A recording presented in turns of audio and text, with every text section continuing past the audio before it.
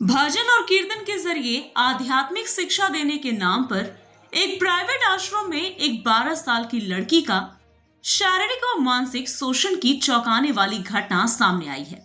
लड़की से जबरन बर्तन धोने और घर में झाड़ू लगाने के लिए मजबूर किया जाता था। इस मामले में नांदेड़ जिले में रहने वाले पीड़ित की माता ने भाव साहेब माधवराव बोड़के महाराज और उनकी पत्नी आशा ताई बोड़के के खिलाफ नांदेड़ जिले के मुखेड़ पुलिस स्टेशन में शिकायत दर्ज कराई है।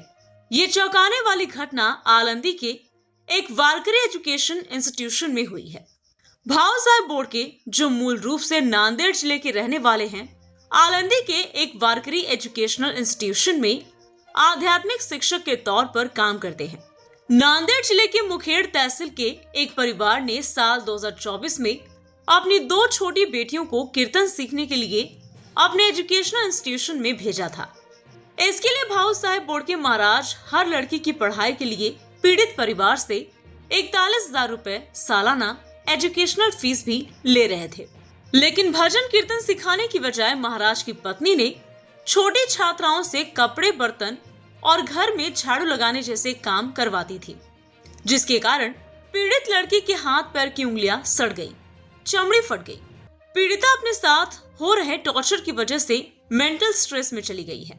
जब पीड़िता ने अपने माता पिता को अपने साथ हो रहे टॉर्चर के बारे में बताया तो पीड़ित परिवार मुखेड़ पुलिस के पास पहुंचा और भाव साहेब बोड़के और उनकी पत्नी आशा ताई बोड़के के खिलाफ इंडियन पिनल कोड और जुवेनाइल जस्टिस एक्ट 2015 के तहत केस दर्ज कराया।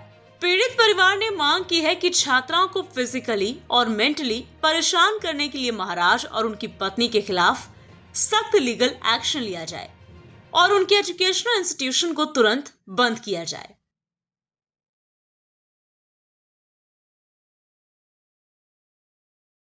मी मुखेड तालुक्यात लोणा येथे राहतो। नांदेड जिल्हा आहे आमचा।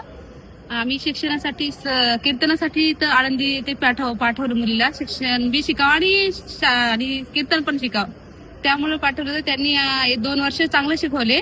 या दिवाळीपासून तिला घरातली संस्थेतली भांडे घासायला लावणं, कपडे धुवायला लावणं, फरशी साफ करायला लावणं, बाथरूम साफ करायला लावणं आणि शाळेतही पाठवून दिले नाहीत.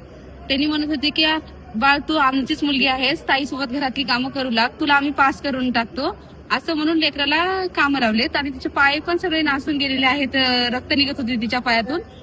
तिने आम्हाला गावाकडे 17 फेब्रुवारीला आली आणि भेटून आम्हाला हे सगळं प्रकरण सांगितले.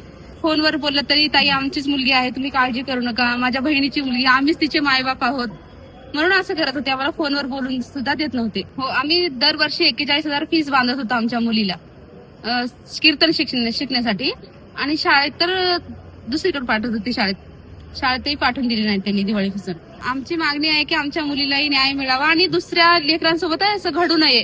दुसऱ्या लेकरांना पण चांगलं शिक्षण द्यावं, नाहीतर त्याची संस्थाही बंद व्हावं, आमचं म्हणणं हे आहे. आळंदीमध्ये ज्या काही आश्रमशाळा आहेत त्यापैकी जाहोरकर माऊली वारकरी शिक्षण संस्थेच्या अंतर्गत त्या ठिकाणी वारकरी संप्रदायाचे शिक्षण घेण्याकरता आई वडील मोठ्या आशेनं त्या ठिकाणी विद्यार्थ्यांना दाखल करत असतात.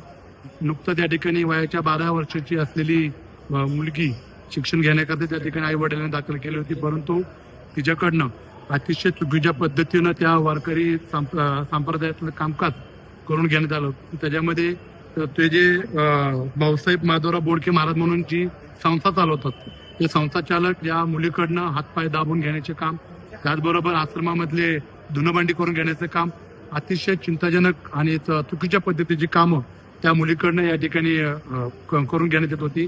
मी या माध्यमातून या सरकारला विनंती करतो, पोलीस प्रशासनाला विनंती करतो की अशा पद्धतीच्या चुकीच्या पद्धतीने ज्या वारकरी संस्था आळंदीमध्ये या ठिकाणी चालू आहेत त्यांच्यावरती कडक अशी कायदेशीर कारवाई करून त्यांच्यावरती तातडीने कडक कारवाई करणं अपेक्षित आहे. अशा प्रकारची मागणी या राज्य सरकारकडे मी या ठिकाणी करत आहे. Bureau report, VSRS news, Pune, Maharashtra.